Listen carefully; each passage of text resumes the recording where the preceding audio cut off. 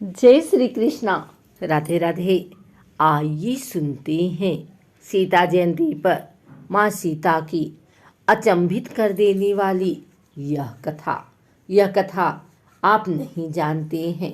जब राजा राम ने नहीं देवी सीता ने चलाए बाण, भगवान श्री राम राजसभा में विराज रहे थे। उसी समय विभीषण वहां पहुंचे। वे बहुत भयभीत और हड़बड़ी में लग रहे थे। सभा में प्रवेश करते ही वे कहने लगे, हे राम, मुझे बचाइए। कुंभकर्ण का बेटा मूलकासुर आफत ढा रहा है। अब लगता है न लंका बचेगी और न मेरा राजपाट। भगवान श्री राम द्वारा ढाढ़स बंधाए जाने और पूरी बात बताए जाने पर विभीषण ने बताया कि कुंभकर्ण का एक बेटा मूल नक्षत्र में पैदा हुआ था, इसलिए उसका नाम मूलकासुर रखा गया।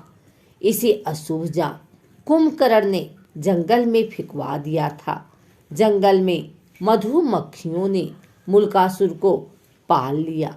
मूलकासुर जब बड़ा हुआ तो उसने कठोर तपस्या करके ब्रह्मा जी को प्रसन्न कर लिया। अब उनके दिए वर और बल के घमंड के में भयानक उत्पात मचा रखा है। जब जंगल में उसे पता चला कि आपने उसके खानदान का सफाया कर लंका जीत ली और राजपाट मुझे सौंप दिया है, तो वह भन्नाया हुआ है। भगवान, आपने जिस दिन मुझे राजपाट सौंपा उसके कुछ दिन बाद ही उसने पाताल वासियों के साथ लंका पहुंचकर मुझ पर धावा बोल दिया। मैंने 6 महीने तक मुकाबला किया, पर ब्रह्मा जी के वरदान ने उसे इतना ताकतवर बना दिया है कि मुझे भागना पड़ा तथा अपने बेटे, मंत्रियों तथा स्त्री के साथ किसी प्रकार सुरंग के जरिए भागकर यहाँ पहुँचा हूँ। उसने कहा कि पहले धोखेबाज भेदिया विभीषण को मारूंगा, फिर पिता की हत्या करने वाले राम को भी मार डालूंगा।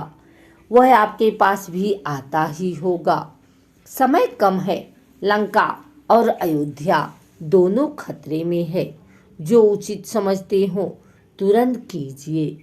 भक्त की पुकार सुन श्री राम, हनुमान तथा लक्ष्मण सहित सेना को तैयार कर पुष्पक यान पर चढ़ झट लंका की ओर चल पड़े।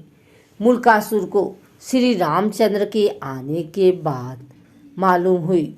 वह भी सेना लेकर लड़ने के लिए लंका के बाहर आ डटा। भयानक युद्ध छिड़ गया। 7 दिनों तक घोर युद्ध रहा।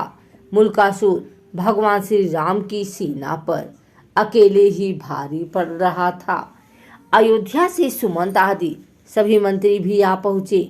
हनुमान जी संजीवनी लाकर बानरों, भालुओं तथा मानुषी सेना को जिलाते जा रहे थे, पर सब कुछ होते हुए भी युद्ध का नतीजा उनके पक्ष में जाता नहीं दिख रहा था। भगवान भी चिंता में थे। विभीषण ने बताया कि इस समय मूलकासुर तंत्र साधना करके गुप्त गुफा में गया है। उसी समय ब्रह्मा जी वहां आए और भगवान से कहने लगे, रघुनंदन, इसे तो मैंने स्त्री के हाथों मरने का वरदान दिया है। आपका प्रयास बेकार ही जाएगा। श्री राम, इससे संबंधित एक बात है, उसे भी जान लेना फायदेमंद हो सकता है।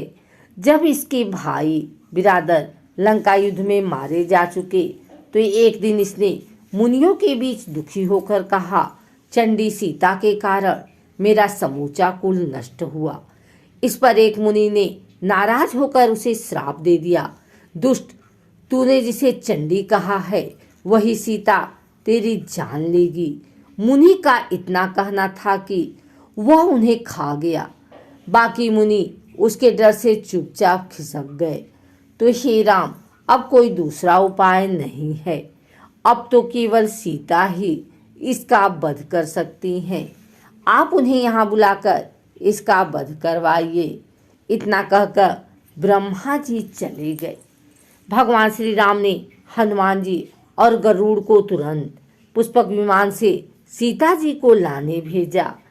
इधर सीता देवी देवताओं की मनौती मनाती तुलसी, शिव प्रतिमा, पीपल आदि के फेरे लगाती, ब्राह्मणों से पाठ रुद्रीय का जप करती, दुर्गा जी का पाठ करती कि विजयी श्री राम शीघ्र लौटे। तभी गरुड़ और हनुमान जी उनके पास पहुँचे। पति के संदेश को सुनकर सीता जी तुरंत चल दी। भगवान श्री राम ने उन्हें मुल्कासुर के बारे में सारा कुछ बताया। फिर तो भगवती सीता को गुस्सा आ गया। उनके शरीर से एक दूसरी तामसी शक्ति निकल पड़ी। उसका स्वर बड़ा भयानक था। यह छाया सीता चंडी के बस में लंका की ओर बढ़ गई। इधर श्री राम ने वानर सेना को इशारा किया कि मुल्कासुर जो तांत्रिक क्रियाएं कर रहा है उसको उसकी गुप्त गुफा में जाकर तहस नहस करें। वानर गुफा के भीतर पहुंचकर उत्पात मचाने लगे थे।